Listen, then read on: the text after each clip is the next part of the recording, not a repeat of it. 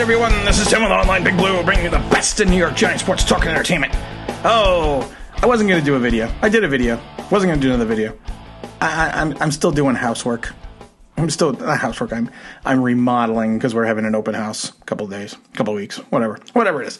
But I saw the news. Morgan Moses of the Washington Redskins was released.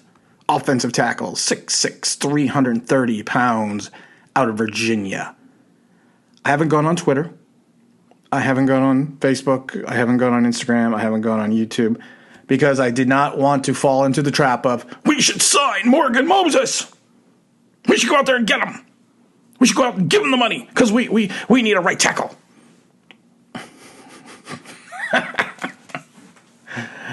Oh, I love being me. No. And I guarantee you that's what it says out in the social media sphere. That we should sign Morgan Moses. Bring him in on a cheap. I can tell you exactly what it says. Bring him in on a cheap. Bring him in on a 1-year prove-it deal.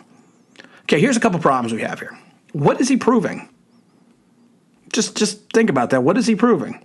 He's been in the league since 14. He started 97 out of a possible 104 games. He hasn't missed a game since 14. There's no prove-it deal. There's no prove-it.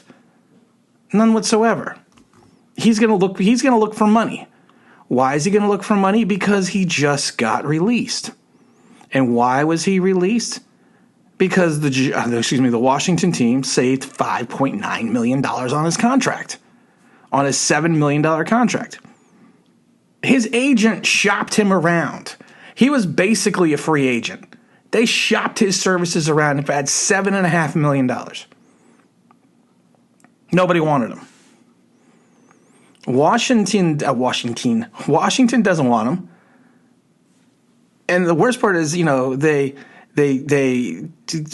who'd they bring in? Charles Leno Jr., who was released by the Bears. And they had that second, and they took the guy in the second round of the tackle. And they also brought in Eric Flowers. So they think that Charles Leno Jr. and Eric Flowers and a rookie is a better option than Moses. And I'm not talking Charlton Heston Moses from the Ten Commandments. And people, I know it because, and then, like I said, I don't even need to go on social media. I don't even need to do it. People will be like, well, he's a better option than we have now because he was ranked as the 15th graded tackle in 2020. Okay. He also allowed a career-high 41 pressures. Now, yes, he has value, but he doesn't fit into the scheme of what you're trying to accomplish here in New York. He doesn't. There's no... I mean, he's going to be 30 at the start of the season. He's been in the league for a while. That is very true. But you have signed a bunch of guys on your roster, and you have guys you drafted that you feel are going to be the guys you needed. And if the Giants were so high on Moses, they would have traded like a 7th rounder for him. Because Washington evidently would have taken anything for him because they knew they were going to release him. Sometimes another man's trash is just another man's trash. So we need to focus on the youth that we have on the roster. We have to focus on people that we feel can progress and become the things that, why am I talking like Kirk from Star Trek? I don't know. It's been a long day, guys. It's been a really long day. I've sold multiple houses before, but the build up to selling the house is always fun because you gotta patch the holes and do all the fun stuff. And I was replacing roof soffits today. It's been one hell of a day.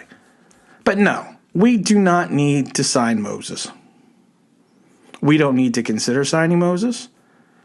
We have what I would think are probably viable options on the roster. And like I said, if Washington was so enthralled with him, thought he was such a great guy, they wouldn't have gone out. It's the same thing with the old Kyler. Everyone was so excited we got Kyler.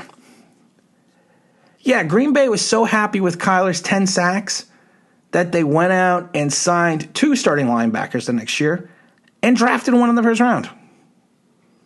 And he's already off the team. He already left the team. I'm going to say it again, another man's garbage is sometimes just another man's garbage. And I'm dying because I want to go on social media. I so want to go on social media. I'm not going to do it, though. I'm not going to do it. But I am literally dying because I want to see all the posts that we should go out and sign this guy. I would bring back Eric Flowers before I would sign Moses because you know what? At least Flowers is still on the upswing on his career. And he's learned to play the interior line position. And I'd like to have him over Will Hernandez. And I know, and I've said this before, it's May. Everyone's undefeated in May. Plain and simple.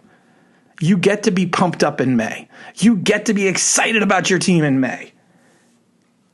But I just like to be realistic and just grounded in realism, I guess. Because you know what? At the end of the day, I think it makes you a better fan. Just in my opinion. And again, this is Tom with Online Big Blue, bringing you the best of New York Giants sports talk and entertainment. And as always, if you can like, subscribe, ring the bell, that'd be awesome.